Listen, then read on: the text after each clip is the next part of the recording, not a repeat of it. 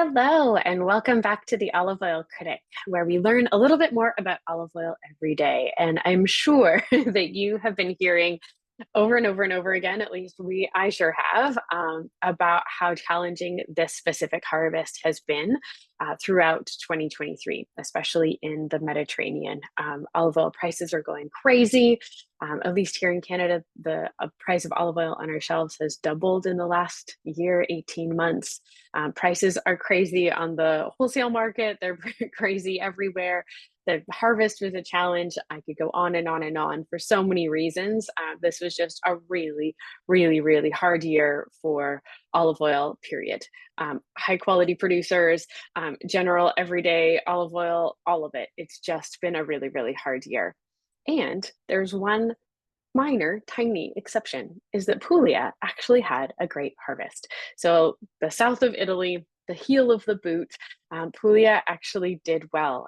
They didn't have challenges with the olive fly. They actually had really good weather and had a good harvest. And I feel as though understandably, the rest of the world and all of the challenges that are going on have overshadowed this little tiny glimmer of hope that Puglia had a beautiful harvest. So I'm excited to share with you this Vignoli Foods, I guess it's polyphenol is their line, but this is a Coratina from Puglia. So it was harvested in October of 2023.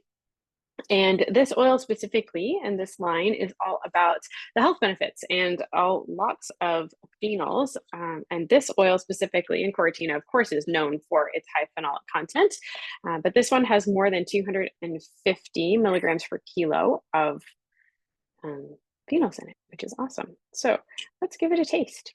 So this oil is about 6 months old at this point, but kept beautiful dark glass bottle, which is what we want to see. And it's a 100% Coratina that's from Puglia, from the south of Italy. This is where most of the Coratina trees are found, is in the south, specifically in this region. So the Calabria, other parts don't grow as much Coratina as is found in Puglia. So it's definitely the native cultivar there. It's also really known for being robust and pungent and full in flavor and packed with antioxidants. It's a very healthful oil. The cultivar is known to be really, really healthy. So let's see what this oil has to offer.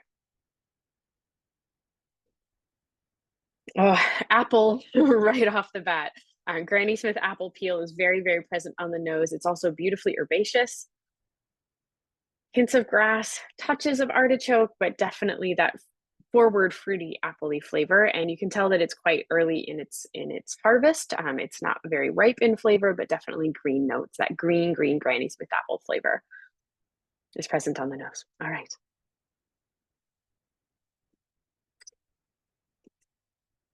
It is bold and beautiful. Goodness. There's lots and lots of bitterness, healthy bitterness on the sides of your palate. I'm getting things like radicchio, mustard greens, lots of kale, lots of fresh grass. It's very, very bitter and bold. This oil is not disappearing and it turns into this gorgeous capsicum finish on the back of your palate. It's peppery, it's present, it sits right here. Oh, it's rich. There's no oxidation in this oil, and then you get almost like the tannic qualities of like a good green tea on the sides of your palate. My mouth is completely dry. Drying is almost a flavor that this offers. Again, showing the lack of oxidation and just the number of phenols, the oleoeuropene, and all of the antioxidants present in this oil are very, very evident in the flavor. This oil would be beautiful over a spicy pasta sauce. I'm thinking about caponata as well. There's lots and lots of bold flavors. This would be beautiful in a kale salad or with kale chips, cumin, chili flakes, salt, rub all of that into some kale and just roast it for a few minutes to crisp it up. And oh, it'd be delicious. I'd also love to use this oil in bitter green salads. I love to do a salad that's citrus and some sherry vinegar, a healthy drizzle of this oil, and then endive. And you put all the citrus inside, making little boats. You could also do it with pear and blue cheese. Again, this oil would pair very, very well with those bolder flavors. It would be amazing for marinating feta. I'd use it with feta, maybe some lemon, some olives, and bay leaf would be beautiful to just use as a marinade and let the oil really soak in. I'd also use this in chimichurri, in pestos, anything that has garlic and chili and other flavors that are really bold and you don't want the oil to disappear. That is where this oil comes into play. It'd be gorgeous as a steak marinade. I'd use it with pork tenderloin, especially with all of those apple notes being kind of present on the palate, more in the aroma. It would be beautiful with any pork dish, whether it's caramelized tenderloin medallions, whether it's a whole roasted tenderloin on the grill for summer, whether it's a pulled pork, um, put it with some coleslaw, serve on a bun. All of those uses would be really, really lovely with this oil because, again, it's fruity on the nose, it's very bold and beautiful, and bitter on the palate.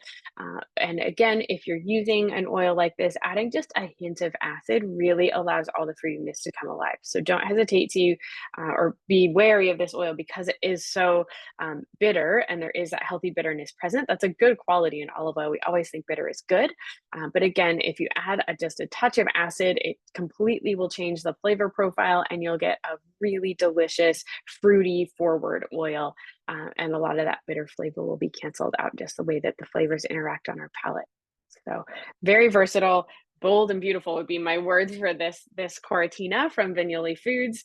It's a beautiful example of this cultivar, and again showcases that not all of the olive oil industry was completely decimated by climate change and so many challenges this year. Puglia did have a beautiful harvest, and this is a beautiful example of that.